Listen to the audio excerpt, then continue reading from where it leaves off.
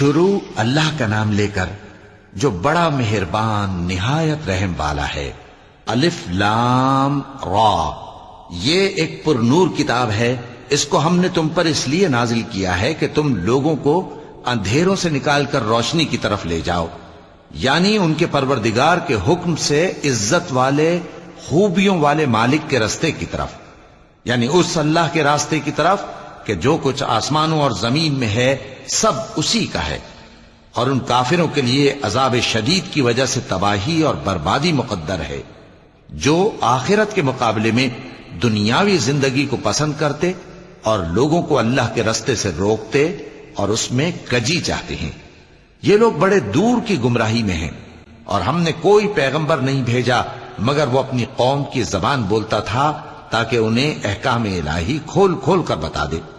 پھر اللہ جسے چاہتا ہے گمراہ رہنے دیتا ہے اور جسے چاہتا ہے ہدایت دیتا ہے، اور وہ غالب ہے، حکمت والا ہے۔ اور ہم نے موسیٰ کو اپنی نشانیاں دے کر بھیجا کہ اپنی قوم کو تاریکیوں سے نکال کر روشنی میں لے جاؤ اور ان کو اللہ کے دن یاد دلاؤ، اور اس میں ان لوگوں کے لیے جو صابر و شاکر ہیں نشانیاں ہیں۔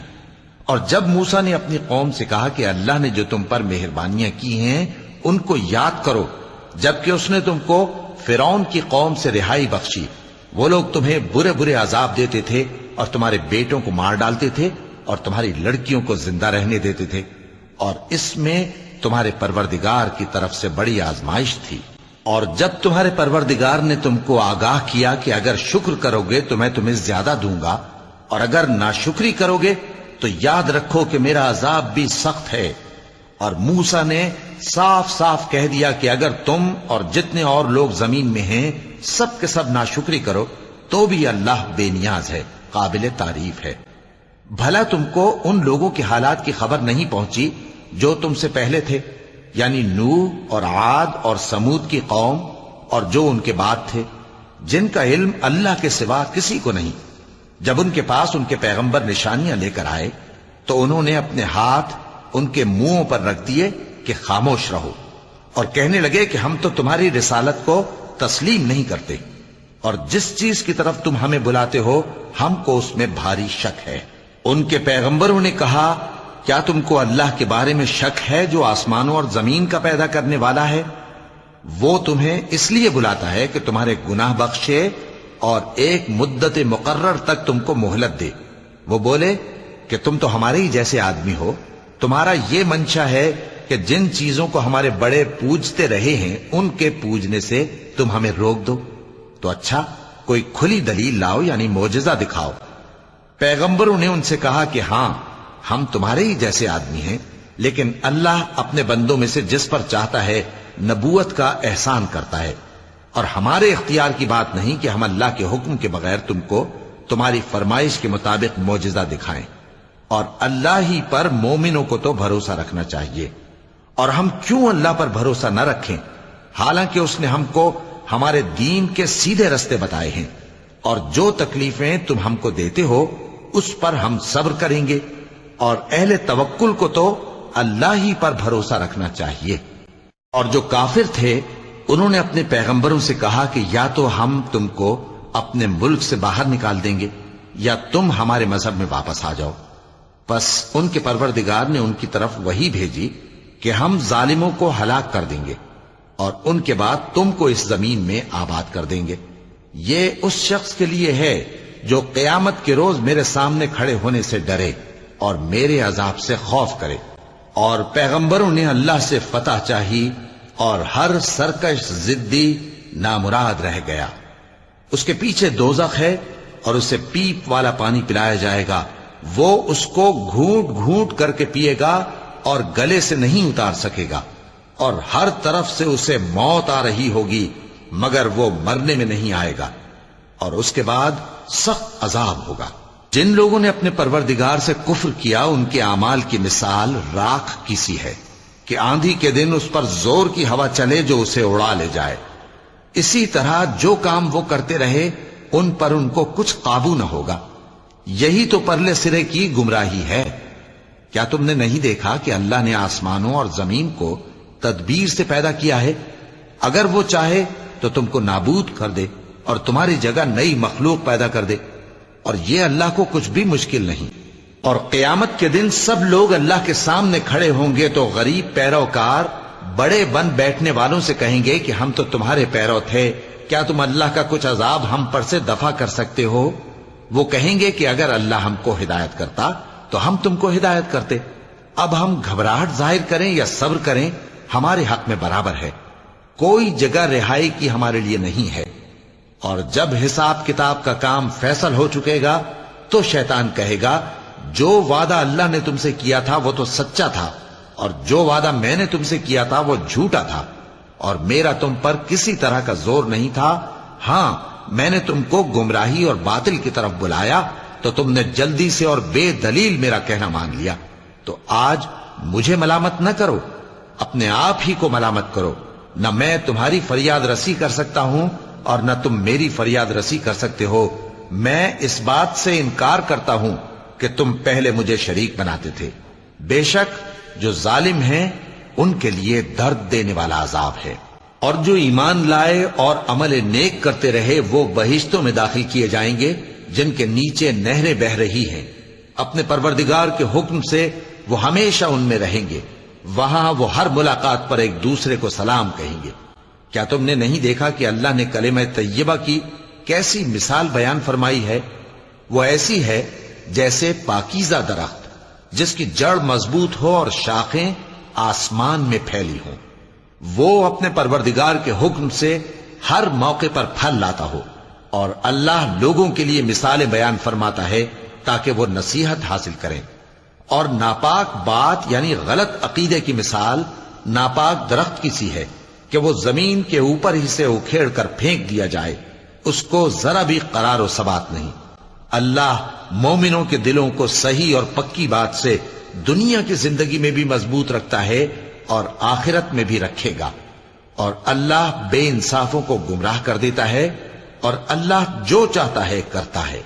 یا تم نے ان لوگوں کو نہیں دیکھا جنہوں نے اللہ کے احسان کو ناشکری سے بدل دیا اور اپنی قوم کو تباہی کے گھر میں لا اتارا، یعنی دوزخ میں کہ سب ناشکرے اس میں داخل ہوں گے، اور وہ برا ٹھکانہ ہے۔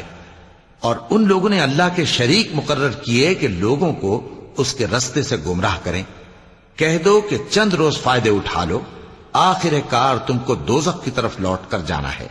اے پیغمبر، میرے مومن بندوں سے کہہ دو کہ نماز پڑھا کریں، اور اس دن کے آنے سے پیشتر جس میں نہ اعمال کا سودا ہوگا اور نہ دوستی کام آئے گی، ہمارے دیے ہوئے مال میں سے پوشیدہ اور علانیہ خرچ کرتے رہیں۔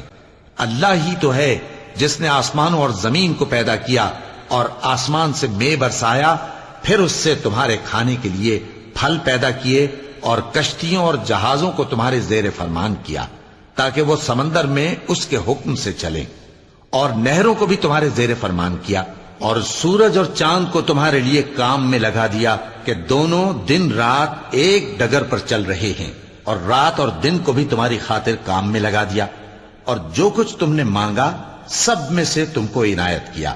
اور اگر اللہ کے احسان گننے لگو تو شمار نہ کر سکو، مگر لوگ نعمتوں کا شکر نہیں کرتے۔ کچھ شک نہیں کہ انسان بڑا بے انصاف ہے، ناشکرا ہے۔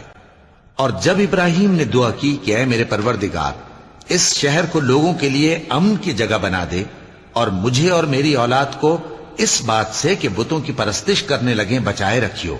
اے پروردگار، انہوں نے بہت سے لوگوں کو گمراہ کیا ہے، سو جس شخص نے میرا کہا مانا وہ میرا ہے، اور جس نے میری نافرمانی کی تو بخشنے والا ہے، مہربان ہے۔ اے پروردگار، میں نے اپنی اولاد ایک وادی میں جہاں کھیتی نہیں، تیرے عزت و ادب والے گھر کے پاس لا بسائی ہے۔ اے پروردگار، تاکہ یہ نماز پڑھیں، سو تو لوگوں کے دلوں کو ایسا کر دے کہ ان کی طرف جھکے رہیں، اور ان کو میووں سے روزی دیتے رہنا تاکہ تیرا شکر کریں۔ اے پروردگار، جو بات ہم چھپاتے اور جو ظاہر کرتے ہیں تو سب جانتا ہے، اور اللہ سے کوئی چیز مخفی نہیں، نہ زمین میں نہ آسمان میں۔ اللہ کا شکر ہے جس نے مجھ کو بڑی عمر میں اسماعیل اور اسحاق بخشے، بے شک میرا پروردگار دعا سننے والا ہے۔ اے پروردگار، مجھ کو ایسی توفیق عنایت کر کہ نماز پڑھتا رہوں، اور میری اولاد کو بھی یہ توفیق بخش۔ اے پروردگار، میری دعا قبول فرما۔ اے پروردگار، حساب کتاب کے دن میری اور میرے ماں باپ کی اور مومنوں کی مغفرت کیجو۔ اور مومنوں، یہ نہ سمجھنا کہ یہ ظالم جو کام کر رہے ہیں اللہ ان سے بے خبر ہے۔ وہ ان کو اس دن تک مہلت دے رہا ہے جبکہ دہشت کے سبب آنکھیں پھٹی کی پھٹی رہ جائیں گی اور لوگ سر اٹھائے ہوئے میدان قیامت کی طرف دوڑ رہے ہوں گے۔ ان کی نگاہیں خود اپنی طرف لوٹ نہ سکیں گی اور ان کے دل مارے خوف کے ہوا ہو رہے ہوں گے۔ اور لوگوں کو اس دن سے آگاہ کر دو جب ان پر عذاب آ جائے گا۔ تب ظالم لوگ کہیں گے کہ اے ہمارے پروردگار، ہمیں تھوڑی سی مہلت عطا کر تاکہ ہم تیری دعوت توحید قبول کریں اور تیرے پیغمبروں کے پیچھے چلیں۔ تو جواب ملے گا، کیا تم پہلے قسمیں نہیں کھایا کرتے تھے کہ تم کو اس حال سے جس میں تم ہو زوال نہیں ہوگا؟ اور جو لوگ اپنے آپ پر ظلم کرتے تھے تم ان کے مکانوں میں رہتے تھے، اور تم پر ظاہر ہو چکا تھا کہ ہم نے ان لوگوں کے ساتھ کس طرح کا معاملہ کیا تھا، اور تمہارے سمجھانے کے لیے مثالیں بیان کر دی تھیں۔ اور انہوں نے بڑی بڑی تدبیریں کی اور ان کی سب تدبیریں اللہ کے ہاں لکھی ہوئی ہیں۔ گو وہ تدبیریں ایسی غضب کی تھیں کہ ان سے پہاڑ بھی ٹل جائیں۔ تو ایسا خیال نہ کرنا کہ اللہ نے جو اپنے پیغمبروں سے وعدہ کیا ہے وہ اس کے خلاف کرے گا۔ بے شک اللہ زبردست ہے، بدلہ لینے والا ہے۔ جس دن یہ زمین دوسری ہی زمین بنا دی جائے گی اور آسمان بھی بدل دیے جائیں گے اور سب لوگ اللہ کے سامنے نکل کھڑے ہوں گے جو یکتا ہے، بڑا زبردست ہے۔ اور اس دن تم گناہگاروں کو دیکھو گے کہ زنجیروں میں جکڑے ہوئے ہیں، ان کے کرتے تارکول کے ہوں گے اور ان کے چہروں کو آگ لپٹ رہی ہوگی۔ یہ اس لیے کہ اللہ ہر شخص کو اس کے اعمال کا بدلہ دے۔ بے شک اللہ جلد حساب لینے والا ہے۔ یہ قرآن لوگوں کے نام اللہ کا پیغام ہے تاکہ ان کو اس سے ڈرایا جائے اور تاکہ وہ جان لیں کہ وہی اکیلا معبود ہے اور تاکہ اہل عقل نصیحت حاصل کریں۔